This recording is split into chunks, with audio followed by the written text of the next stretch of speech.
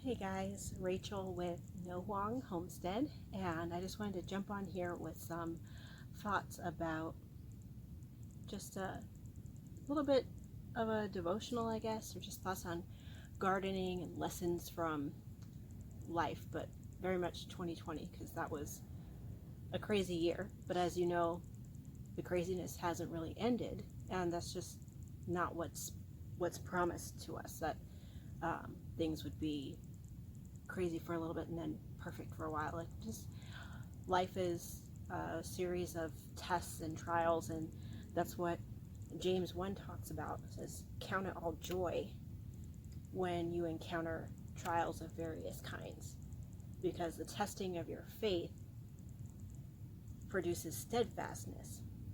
And that's kind of what you have to expect if you're going to grow, if you're going to learn how to be strong in the face of adversity, and just be able to not just survive something but thrive. And it's funny how even in the little things in the garden, like what I'm doing right now, pruning stuff back, it reminds me of that, because sometimes things are not, it's not because things outside you are crazy necessarily. It could be more of a personal at-home circumstance, not necessarily something that's coming from the government or an illness that's like a pandemic that's kind of around you but hasn't necessarily hit, but you're still being pruned in some way. Maybe it's the kids going through a phase where they don't want to listen. And it's not just obviously a phase, it's more like a cycle, because it always comes back. They'll listen for a while, and then you hit another point where they're testing you.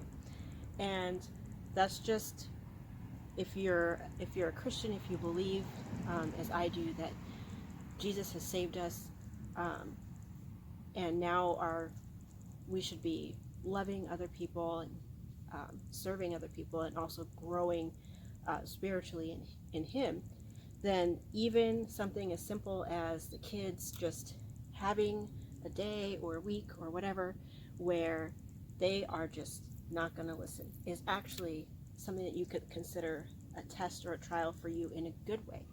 So like this oregano was really pretty nice when I planted it, as things usually are when you get them from the nursery, I hope. And we had all that smoke this summer, really, really long heat waves, which is not unusual for California, Northern California. And it really struggled. It made it, but then even after it cooled down, it just started dying back. But I noticed a lot of new growth down here at the bottom. And so what it's going to take is not just that sort of circumstances around it, but actually going in and cutting the plant back, cutting out all the old dying stuff that's not productive, and letting the new little leaves here have enough energy from the roots to be able to grow and get strong and actually produce something that I can use and have it smell good and look nice in the kitchen if I'm cooking. So that's one of those things where 2020 is not the only year that's ever been hard. For some reason it seemed like an extra special hardship year, but we know that there's always going to be times, something that's going to be testing us. We can either really let it get us down, or we can learn how to grow through it.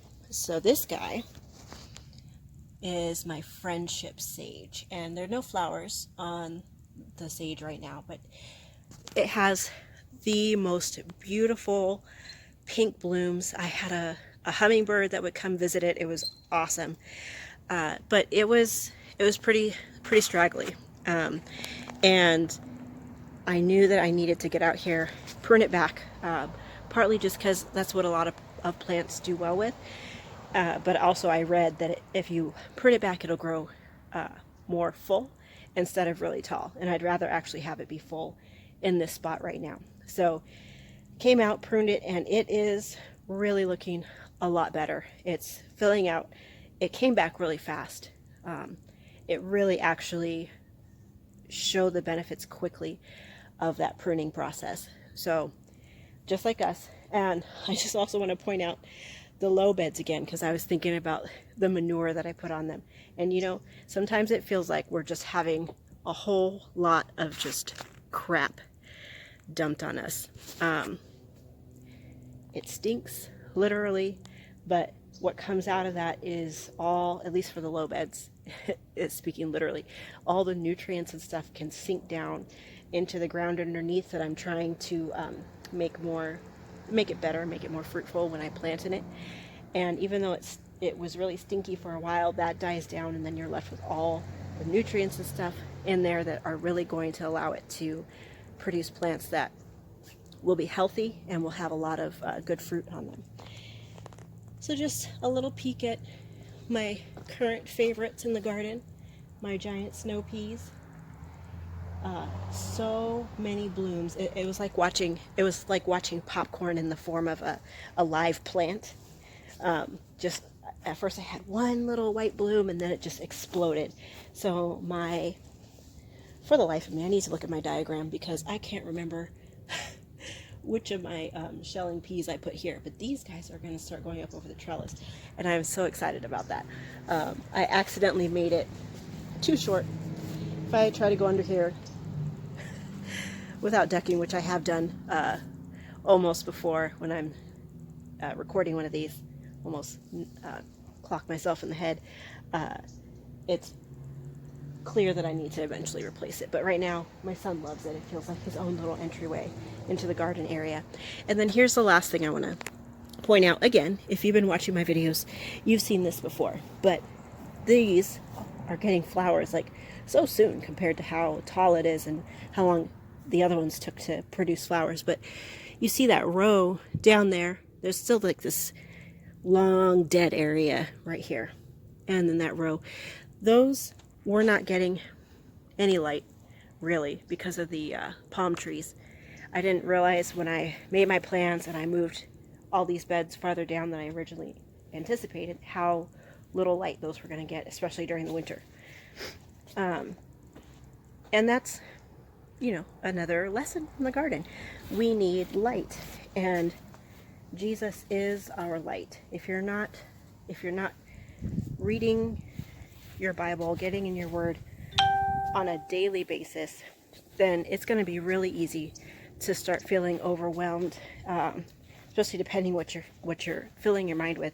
Start feeling overwhelmed by the news, the events, whatever is going on in your life. It might not even be the news. It might just be personal things that are happening. And it's really easy to get overwhelmed and start feeling like things just aren't going to get better, or that's just a ridiculously hard time. And it could be a ridiculously hard time still. But if you're focused on the light, then you'll be able to see, even if you don't see things growing yet, you'll have the hope that is knowing that all of this that's going on it doesn't feel good. It might feel like you're being pruned, like you're getting crapped on, but there's going to be a lot of beauty and goodness and production that comes out of it if you're faithful. So I just wanted to jump on here and share that. Go read James. The verse at the beginning is James 1:2. In the King James, at the end, it says the trying of your faith works patience. And if you've ever prayed for patience, you know that God is faithful to answer that prayer. But oh my goodness, you ask yourself sometimes, why did I pray that? What was I thinking? But it really is a good prayer. So I hope this was an encouraging little note for today. I've got to get this stuff put away, get back in the house, and maybe if the kids stay asleep long enough, maybe I can go for a jog. It'll be the first time in, oh my gosh, maybe I need to do some push-ups. Oh my goodness, it'll be the first time in like almost a year that I've gone for a jog, so it's overdue.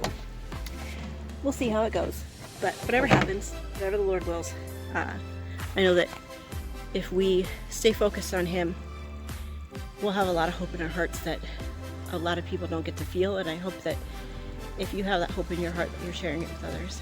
So happy Sunday.